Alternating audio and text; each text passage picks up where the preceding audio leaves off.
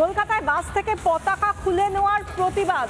এরপর সুকান্ত মজুমদার, রাজ্য বিজেপির সভাপতি এবং কেন্দ্রীয় প্রতিমন্ত্রী, তিনি যে কর্মসূচি নিয়েছেন তা হলো কলকাতায় বাড়ি বাড়ি গিয়ে পতাকা বিলি করবেন তিনি। এবং এই বিষয় নিয়ে কলকাতায় যেভাবে বাস থেকে পতাকা খুলে নেওয়া হয়েছে তার বিরোধিতায় সোচ্চার বিরোধী বিজেপি।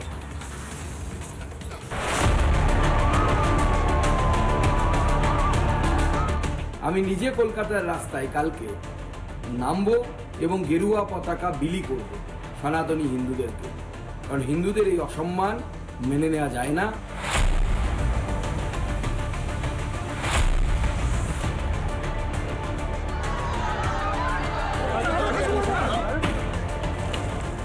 ওয়াকফ আইন রদের নামে তাণ্ডব, আইনের রক্ষকরাও নিস্তার পাননি।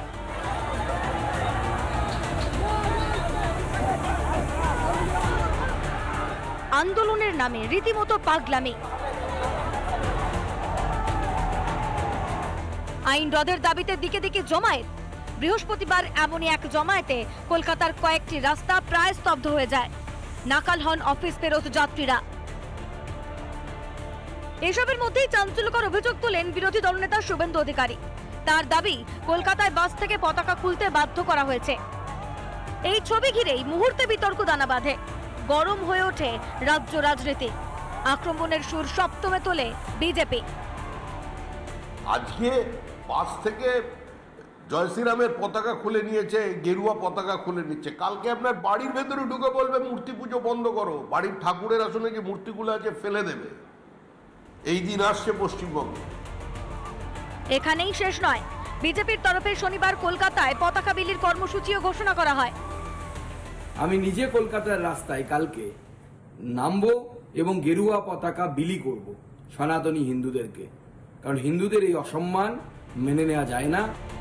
বিরোধীদের বক্তব্য, যে রাজ্যে দেশের আইনের প্রতিবাদে বিদেশের পতাকা দিয়ে বিক্ষোভ দেখানো হয়, সেখানে জোর করে পতাকা খোলা হলো কোন অধিকারে? সেখানেও নীরব দর্শক পুলিশ। তাই এক্ষেত্রেও জবাব দিক মমতা। রিপাবলিক বাংলা।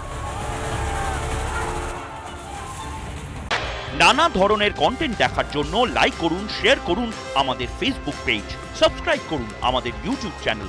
পাশাপাশি অন্যান্য ব্রেকিং নিউজের জন্য অবশ্যই চোখ রাখুন রিপাবলিক বাংলায়।